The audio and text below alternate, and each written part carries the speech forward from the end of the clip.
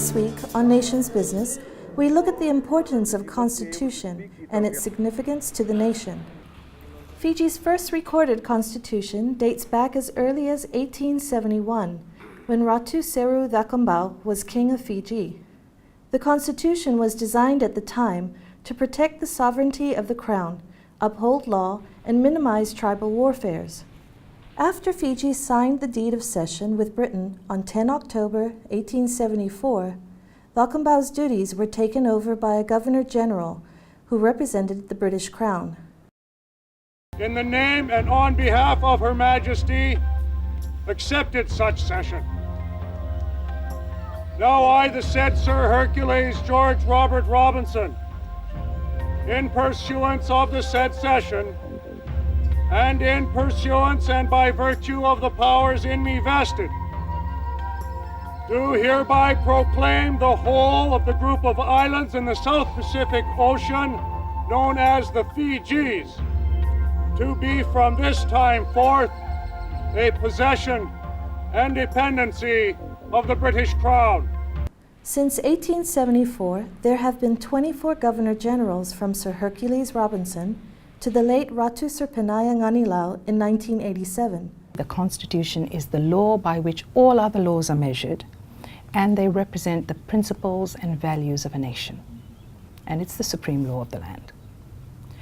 Why is it so necessary that everybody should understand what the Constitution is? Because it reflects our values and our principles, and it's very important that we all understand what those values and principles are. It also, I think, unites a nation.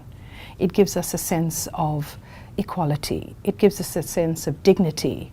And as long as it incorporates internationally accepted values of equality and nationhood, it is something that we must all be proud of.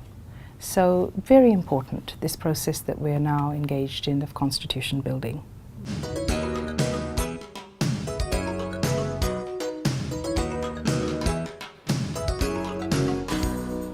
I think it's fair.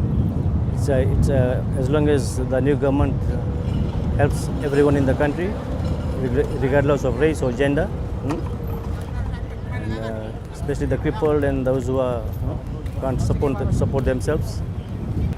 I think I do my business for almost 44 years. Before, when I sell the peanut on a bus stand, lot of fellas say, "Hey, India, you go and sell peanut in India." Nowadays, when this Prime Minister comes, it's already stopped. And I hope so. My Prime Minister will do everything for everyone, not for one. Fiji has come a long way since independence, and as a young developing island nation, has had to make significant changes to its 3 constitutions. The first being the 1970 Constitution that was abrogated after the coup of 1987 by Sitiveni Rabuka and replaced by the controversial 1990 Constitution. The 1990 Constitution had limitations which led to its amendments in the 1997 Constitution by the Reeves Commission. The 1997 Constitution was abrogated by the late President Ratu Josefa Iloilo in 2009 to implement the necessary reforms required for a return to parliamentary democracy. From previous constitutions, the 2013 draft will be the first time Fijians will be given an opportunity to participate in this nation-building process.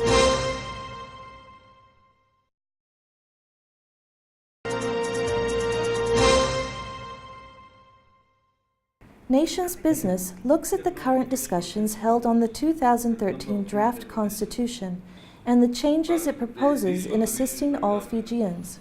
In his public forum discussions on the draft constitution, the Attorney General Ayaz Sayed Qayyum highlighted new inclusions such as socio-economic rights, which was incorporated from the Yashgai draft.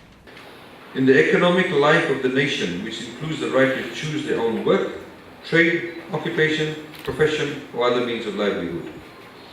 And the state must take reasonable measures within its available resources.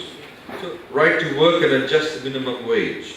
So everybody has the right to work at a just minimum wage. So this will again spur the Ministry of Labour, it will spur the employers to ensure that people have a just minimum wage. once this constitution comes into force. So people will need to work towards that. For the first time, more opportunities have been given in education to assist families in providing a better future for their children. The 1997 Constitution talks about basic education. What is basic education? Primary school? To class 4? That's what it may be. This here says childhood, primary, secondary, and further education. So even university education should be given free within the state's reasonable means. Now, just to give you a practical example of that, the PM, as you know, announced a few weeks ago that he's looking at ways of giving everybody that has a place in university the ability to access education at tertiary level. Tumanda wabing natutumandangan na nabikasap kam tsura matentungan na bukuni orang nakawai karena luben nahuli pero tumi nabi korkoro karena numani sa sinraw na bulin sa naibakin bulo sa chipina so sa $1 billion sa nanuma yan nabikasa kam tsura matentu awa bina nagtaka yewia kurewal nga na kila ni sengan ni resetera iker sartik kaya ni chiko na narawato to kaya ni tiko na bitamban ni buli na districts kaya baka na bi wasi ko sa tikin metale bisar nga na bi porpor sila ko bir na turangan ko ramuri na kaya nga sala turangan ko na tarime na dan kaya sar nga na ngone na bi ko kundo do me sa chiko na mbaki ni buli na rakaw talme maramay. In ensuring fairness and accountability, an Accountability and Transparency Commission will be set up to investigate complaints against persons holding public offices. This was never included in the 1997 Constitution.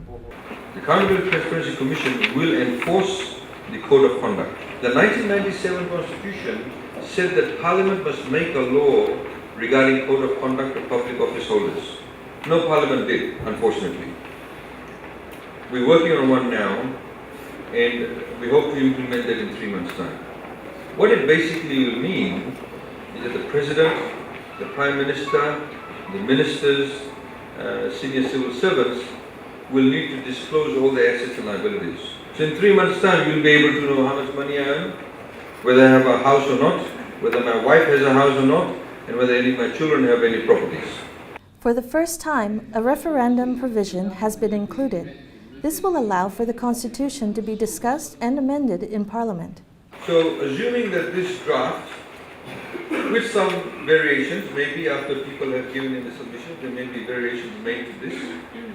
Once the Constitution comes into effect, at the moment the way it's drafted, that if you want to change any particular provision of the Constitution, 3/4 of the members of Parliament have to agree to it. And then they have to put a referendum to all Fijians and say, do you agree with this?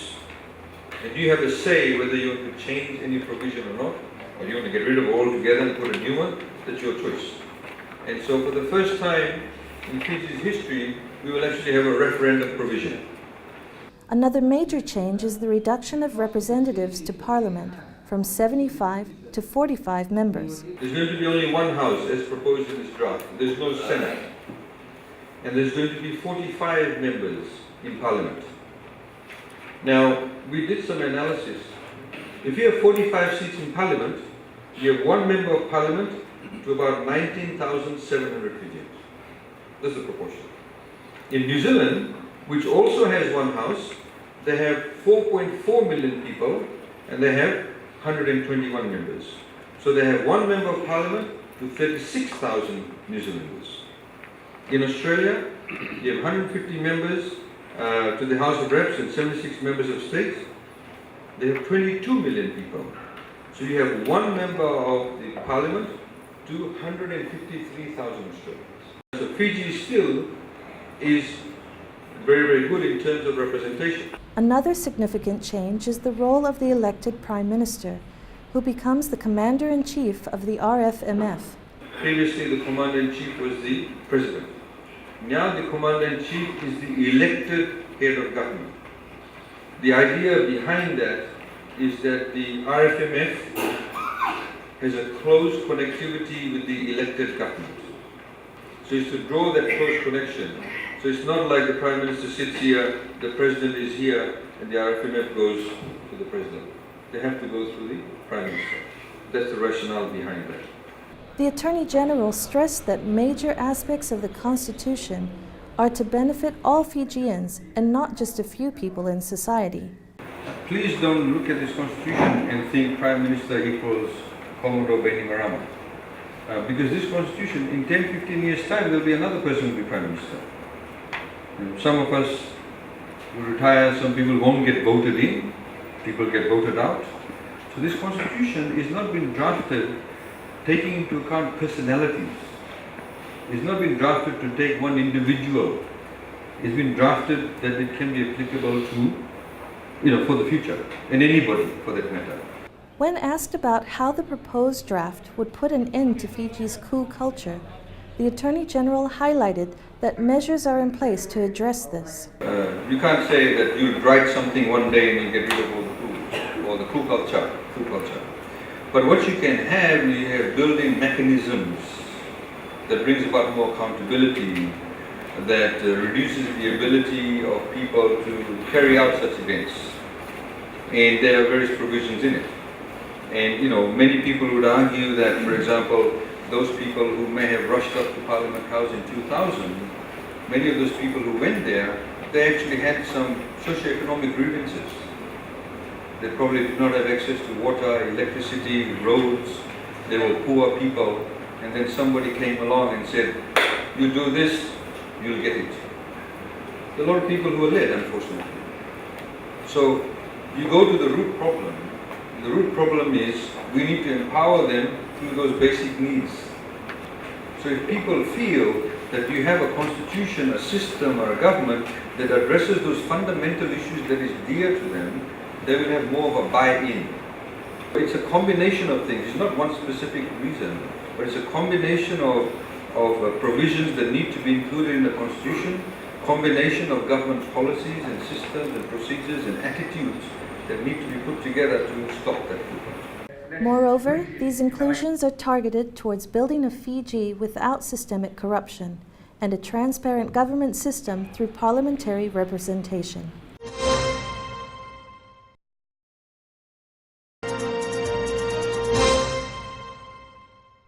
The amended Constitution will protect the rights of all Fijians and ensure that their socio and economic rights are safeguarded. The Constitution isn't just important. It is the most important document that affects every single citizen. Rua se tolu na marama iti ko na palimendia berantang ni rongo di nando mai ki mai na marama. Usin si uli kabina saran na libu na kambaleta na abun babulu abu. Ya undo ko tanga kinabi ka kede sa agriculturity ko na abun babulu. Uli ka badada so. Ya undo ba te kene abun babulu abu mo. My submission would be to consider all the rights, especially children rights, and they should consider more about education. Everyone is encouraged to send their submissions on the 2013 draft Constitution before April 28th. But I think it's very important generally for people to be consulted. And I think also that often when consultation takes place, often people forget that what ordinary people want, people who live in the squatter settlements, people who sell vegetables in the market, that their needs and wants are legitimate and they have every right to say what they want, even when it might not be palatable for everybody. But nevertheless, participation in the constitution building process is really important. And I don't mean participation of people that we traditionally think are elite. We don't necessarily need to hear from the same elite groups, but I think it's really important that ordinary people have their say, and it's a welcoming development that people are coming forward and they are making submissions, as I understand it. As far as participation is concerned, you can't really feel a sense of ownership and legitimacy in relation to the Constitution unless there has been a high degree of public participation. So it's very good that people are coming forward and making submissions, and participation is really integral to this whole process of constitution building. Be part of this historical nation-building process towards Fiji's draft constitution. Send your comments to the Solicitor General's office at Office of the Solicitor General, P.O. Box 2213, Government Building, Suva.